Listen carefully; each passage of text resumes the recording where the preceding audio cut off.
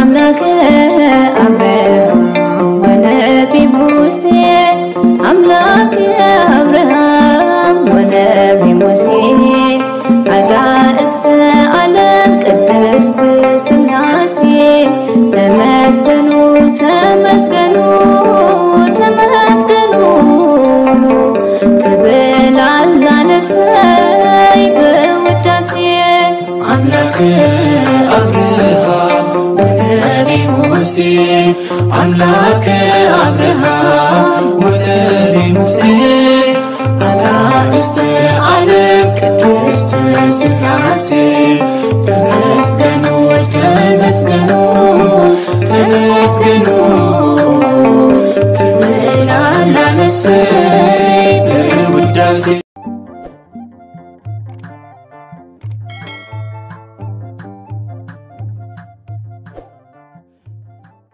بسم سلاسي بسم آب وولد ومنفس قدوس أحدو أملاك آمين. سلام እግዚአብሔር አምላክ መስከላስኩም ይሁን ስዝራ እግዚአብሔር አምላክ ከመይ ሓዲርኩም አን እግዚአብሔር ይመስገን ክብር ይስፋሕ መድኃኒ ዓለም አቦይ ልዑል እግዚአብሔር አምላክና ክሰበ ሰዓት እዚኣ ትጸንሕ እስትንፋስ ዓዲሉ በጸጋን በጥዕናን ስለዝዓቀበና ክብርን ምስጋናን አምልኮን ውዳሴን ንዘላለም ንዕይ ይኹኖ ከምኡን ነታረረተ ሊና ቅድስተ ቅዱሳን ንጽሕተ ንጹሓን ወላዲት አምላክ ወላዲት ቃል ዝኾነት ቅድስት ኪዳነ ምህረት አደይ ጽዮን መጸጊዕትና ዝኾነት ቅዱስ ወዳ ብዛሃባ ክብርን ምስጋናን ውዳሴን ይብጽሐያ ከምኡን ኩሎም ቅዱሳና ከከም ማዓርጎም እግዚአብሔር አምላክና ብዛሃቦም ክብሪ ብዛሃቦም ቃል ኪዳን ክብርን ምስጋናን ውዳሴን ይብጽሐዮም አሜን። ክልተ ታሕሳስ ዝጽለ ዝንብብ ናይ ዕለቱ ስንክሳር ድሰምዕ ዘንብብ ፍቅሪ ጎይታ ኣብ ልቡ ይዕንብብ ሓለዋን ጸሎትን ተረዳእነትን ናይ ቅዱሳን ደሞ ይረክብ ዝክረ ጻድቅ ለዓለም ይሄሉ ዝኽሪ ናይ ጻድቅ ንዓለም ይዝነብር አሜን። በስመ አብ ወወልድ ወመንፈስ ቅዱስ አሐዱ አምላክ አሜን። ታሕሳስ ክልተ አናንያ አዛርያን ሚሳኤልን በዛ መዓልቲ እዚኣ እግዚአብሔር አምላክ ንቅዱሳን ሰለስቱ ደቂቅ አናንያ አዛርያን ሚሳኤልን ሓይሊ ገበረሎም። እዞም ቅዱሳን ናይቲ ወቅቲ ናይ ይሁዳ ንጉስ ደቂ ኢያቄም እዮም። ናቡከደነጾር ንኢየሩሳሌም አቃሊሉ ህዝባ እንትማረኽ እከሎ ቅዱሳን ሰለስቱ ደቂቅ ተማሪኾም ምስኦም ናብ ባቢሎን ወሪዶም እዮም። እዚ ንጉስ ካብቶም ዝተማረኹ መናእሰይ ንቤተ መንግስቲ ዝኸውን ምስ መረፀ ሰለስተ ቅዱሳን ዳንኤልን ተመሪጾም ናይ ምቾት ህይወት ተቀሪቡሎም ነበረ። ነገር ግን ብምግብን በአምልኮን ምስ አህዛብ ከተሓባበሩ ስለዘይደለዩ ምርጫኦም ጾምን ጸሎትን ናይ ምግቢ ምርጫኦም እውን ቆሎ ኾነ። አምላኾም ከአሊ ስለዝኾነ በመልክዕን በጥበብን ኣብ ባቢሎን ምድሪ ክንድሮኦም ዝበጽሕ ዓይር ተረኸበን። እቲ ንጉስ ከአ ኣብ ልዕሊ ባቢሎንን አውራጃን ሸሞም አስማቶም ከአ ብናይ አማልኽቱ ስም ሲድራቅ ሚሳቅን አብደናጎን በሎም። ድሕሪዚ ኩሉ ነገር አህዛብ ቀኒኦምሎም ናይ ክፍኣት አዋጅ አወጁ። ናቡከደነጾር 60 እመት ቁመት ዘለዎ ናይ ወርቂ ምስሊ አቂሙ ስገዱ እንተበሎም ኣይከውንን እዩ በማለቶም በእሳት ተቃጺሎም ንኽሞቱ ተፈረደሎም። እቲ ነበልባል ሓዊ ድማ ካብቲ ጉድጓድ ናብ ላዕሊ 49 ክንዲ እናነደደ እኳ ንእሽተይ ፍርሓት ኣይበጽሖምን ኣይፈርሑን። ናብቲ እሳት ምስ ደርበይዎም ድማ ናይ እግዚአብሔር መልአክ ቅዱስ ገብርኤል መጽኡ አድሓኖም። ካብቲ ዝኾነ ነገር ዝተላዕለ አህዛብ ሓፈሩ። ናቡከደነጾር ግን ካብ ዝፋኑ ተሲኡ ንናይ ቅዱሳን አምላክ ንእግዚአብሔር አመስገነ።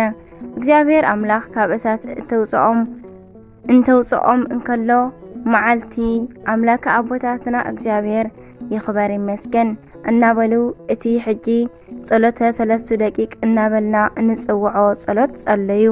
በረከቶም ምስኩለና ህዝበ ክርስቲያን ደቂ ተዋህዶ ይኹን አሜን።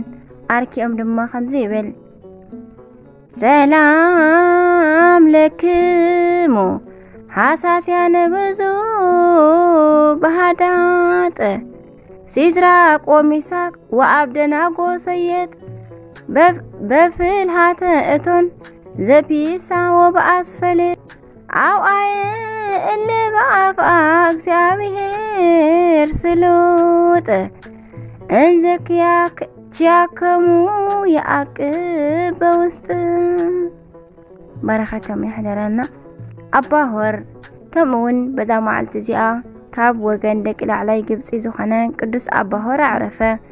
እዚ ቅዱስ አቦ ድማ ብምንኩስና ህይወቱ ዝተመስገነ ጽኑዕን ንጹህን ተጋዳላይ እዩ።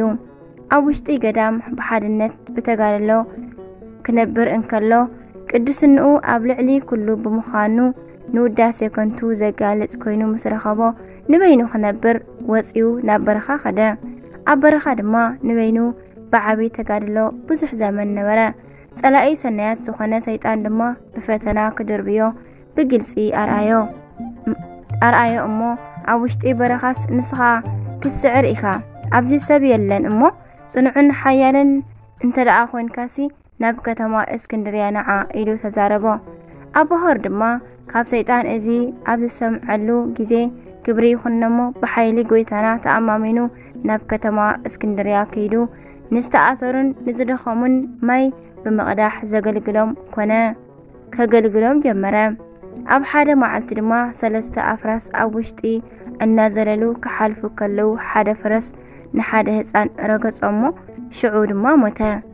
እቲ አባ ሆር ብፈተና ክስንድዎ ዝደለየ ሰይጣን ድማ ኣብ ልቢ እቶም ሰባት ሓደረ እሞ ነዚ ህፃን ዘቐተሎ እቲ ኣረጋዊ መነኩሴ እዩ ኢሉ ከሰሶ።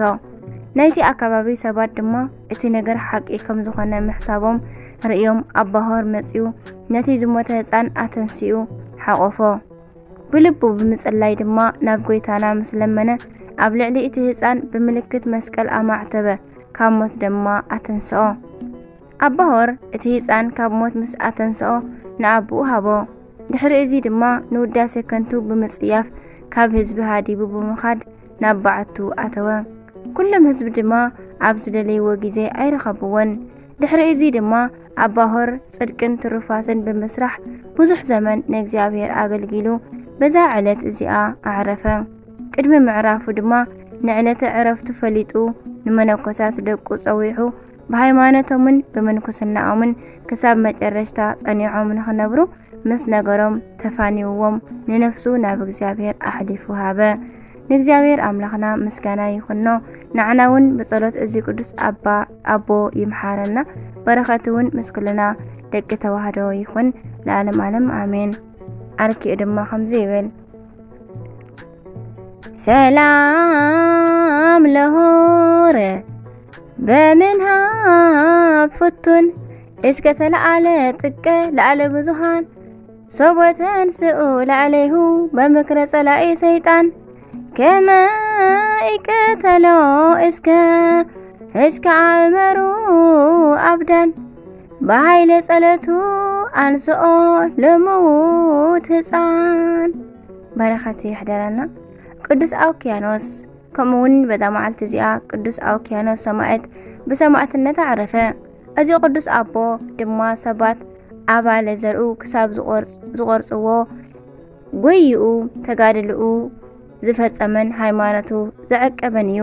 በረኸቱ ምስኩልና ደቂ ተዋህዶ ይኹን ንዘለዓለም ዓለም አሜን። ሰላም ለአውኪያኖስ ዘፈጸመ ርጸቶ ወአቀብ ሃይማኖቶ እለኮነንዎ ሰብእ ሰቦ መተሩእት እስኪቶ እንዘይብል ከመዝ ለእግዚአብሔር አኩቶ አባልየ ተመትረ ዘይገብር ከንቶ። ከምውን በዛ መዓልቲ እዚኣ መዘከርታ አገልገልትን አዝማድን ቅዱስ ፋሲለደስ ዝኾኑ 233 ቅዱሳን ሰማዕታት እዮም። ከምውን ናይ አብላፊስታን አንበስ ሰማዕትን ናትናኤል መነኮስን መዘከርታኦም እዩ። ንእግዚአብሔር አምላኽና ምስጋና ይኹኖ።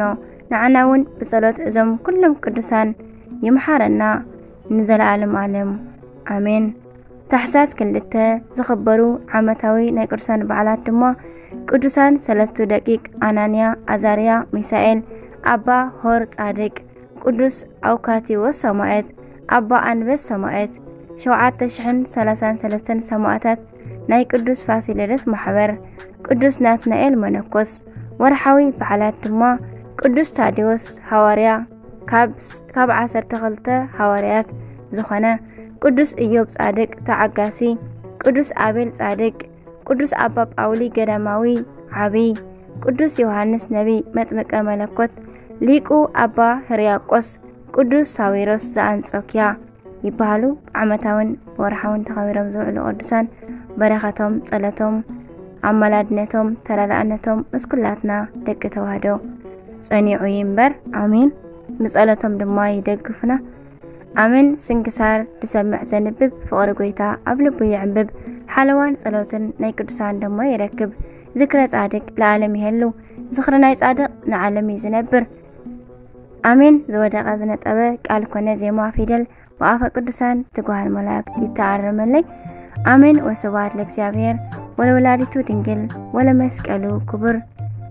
አሜን አሜን አሜን። ለይኩን